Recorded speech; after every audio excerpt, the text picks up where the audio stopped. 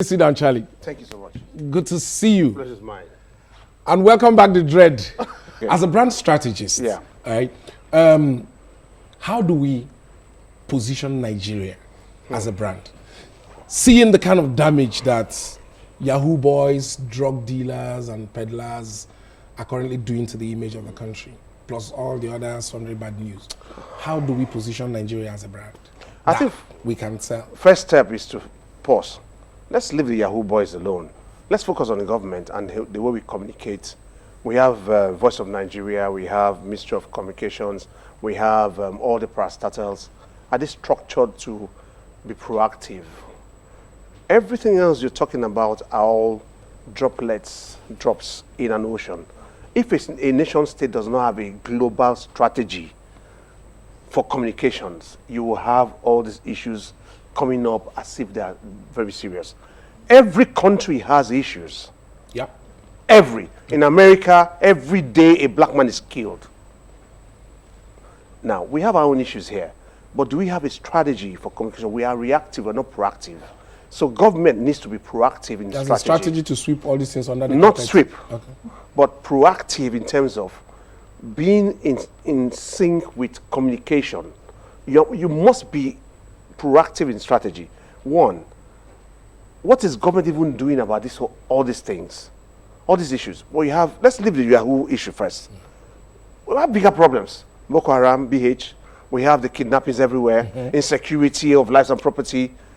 Let government do what government needs to do first and put it on. Let's be where we need to be. You can't travel between Abuja and Kaduna and Jos and be safe. The Yahoo boys are the least of your problems. No, I'm not saying they are the only problem. I just listed. I said ETC. Yes. And there are many. Yeah. So for me, I believe the first step will be government put in place a global strategy that can communicate our essence and then be proactive, not reactive. Okay, fine. We are talking about government, putting together strategy. Let us even look at the people who are in government. We just concluded elections. Some of these people were positioning themselves as the best brand for the people. And look, I'm the best man to do the job. The whole lot of advertising. Does this thing play any role, actually, in determining who wins the election? That is one. And secondly, are there ways that we can actually hold these guys accountable for over-branding? Selling us who they are not. Electorate. One, most of the people we see coming out every 4 years, they lack substance. And it's you. But brand strategies like you help us help them look like they have substance. Advertising people. Okay. I did not work on any political brand this season for personal reasons. Okay. I didn't believe in any of the brands. Okay. I didn't. I was approached by 4. I did not work for any brand in this country because I'm a victim also. Thank you for not lying to the people. We'll take a break.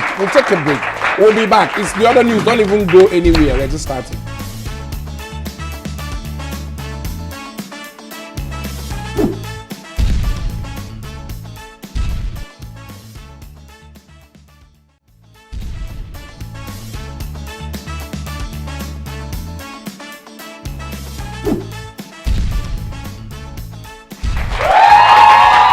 Still to come, we find out the matter that Binta is carrying on her head. And my conversation with Mr. Charles Otudo continues.